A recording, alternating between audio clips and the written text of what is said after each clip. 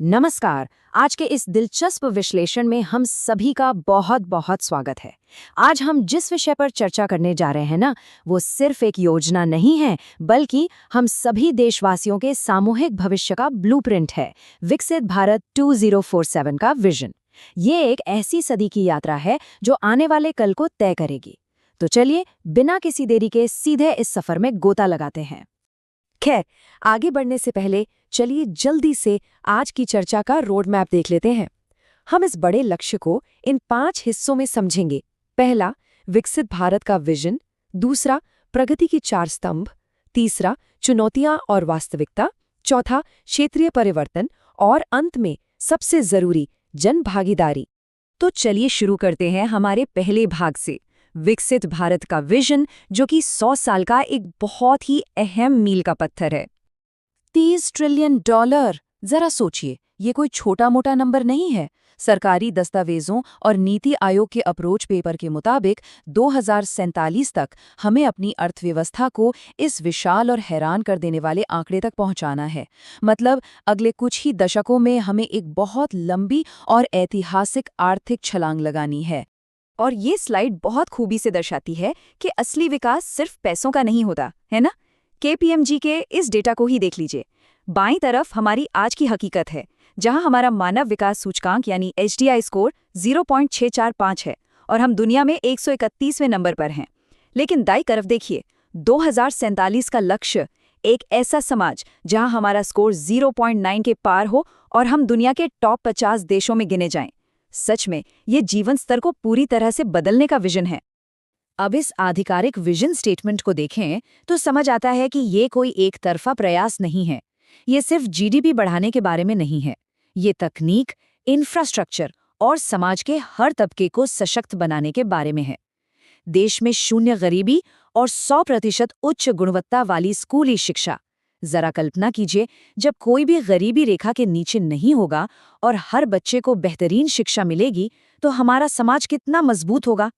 लेकिन इतनी बड़ी इमारत बिना मजबूत नींव के तो बन नहीं सकती। तो आइए चलते हैं भाग 2 पर, प्रगति के 4 स्तंभ, जो विकास की असली नींव हैं।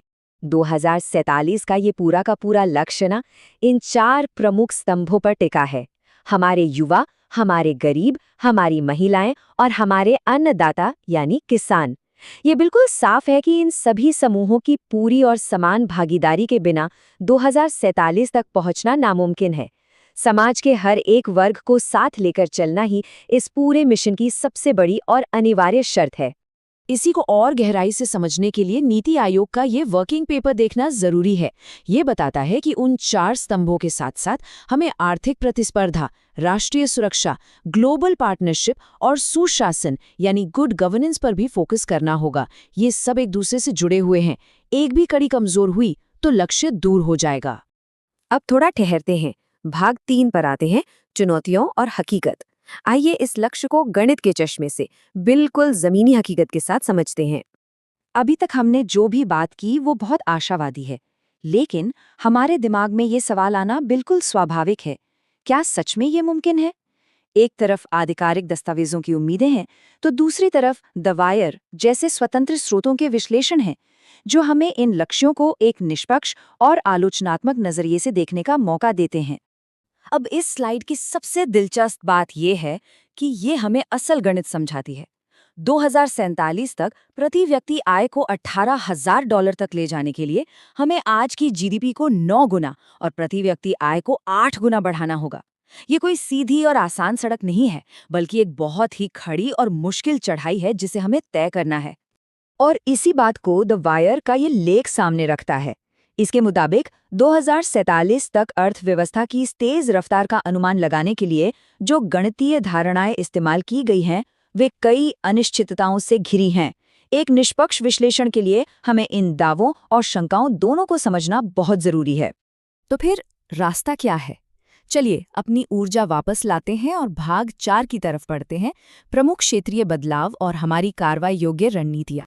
गणित की उन मुश्किलों को पार करने के लिए पीडब्ल्यूसी जैसी संस्थाओं ने 7 ऐसे अहम क्षेत्र बताए हैं जिन्हें हमें तेजी से सुधारना होगा। अगर हम कौशल विकास, शिक्षा, स्वास्थ्य, लैंगिक समानता, लॉजिस्टिक्स, विनिर्माण और नियामक सुधारों में बड़े पैमाने पर काम करते हैं तो वो बड़ा फासला तय किया जा सकता है। मतलब सिर्फ नीतियां बनाना काफी नहीं होगा, उन्हें जमीन पर तेजी से उतारना होगा। और जरा इस नंबर पे ध्यान दीजिए, 0.82 बिलियन यानी 82 करोड़। केपीएमजी का अनुमान है कि 2047 तक हमारे शहरों में लगभग 82 करोड़ लोग रह रहे होंगे। इसका सीधा सा मतलब ये है कि हमें अभी से ऐसे शानदार और टिकाऊ शहरी बुनियादी ढांचे की प्लानिंग करनी होगी जो इतने बड़े जनसमूह को विश्व स्तर की सुविधाएं दे सके। ये अपने आप में एक बहुत बड़ा टास्क है। इसी तरह स्वास्थ्य के क्षेत्र में ओपीपीआई का दस्तावेज एक बहुत ही रोचक बात कहता है। हमें सिर्फ दुनिया की फार्मेसी बनकर नहीं रहना है, हमें नई दवाओं की खोज और रिसर्च में भी दुनिया का नेतृत्व करना होगा। यानी हमें एक ग्लोबल फार्मा पावर हाउस में बदलना होगा जो भविष्य की तकनीकों से पूरी तरह लैस हो। अब हम अपनी चर्चा के अंतिम और सबसे अहम पड़ाव पर आ गए हैं। भाग 5, जन भागीदारी और अगले कदम, हर नागरिक की भूमिका। सच तो यह है कि कोई भी सरकार या संस्था अकेले इतना बड़ा सपना पूरा नहीं कर सकती।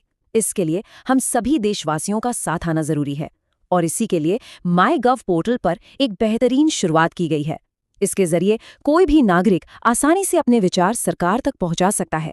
बस पोर्टल पर लॉगिन करें, अपनी पसंद की थीम चुनें और राष्ट्र निर्माण के लिए अपने अनोखे सुझाव साझा करें। ये एक सीधा डिजिटल पोल है जो हमारी आवाज को नीति निर्माताओं तक पहुंचाता है। तो इन सभी आंकड़ों, रणनीतियों और चुनौतियों को समझने के बाद सबसे बड़ा सवाल यही बचता है, क्या हम वास्तव में इस ऐतिहासिक बदलाव का हिस्सा बनने के लिए पूरी तरह तैयार हैं? ये एक सदी की यात्रा है और हम सब इसके मुसाफिर हैं। मुझे उम्मीद है कि इस विश्लेषण ने हमें बहुत कुछ सोचने पर मजबूर किया होगा और ज्यादा जानने की उत्सुकता जगाई होगी। आज के इस ज्ञानवर्धक चर्चा में जुड़ने के लिए बहुत बहुत धन्यवाद।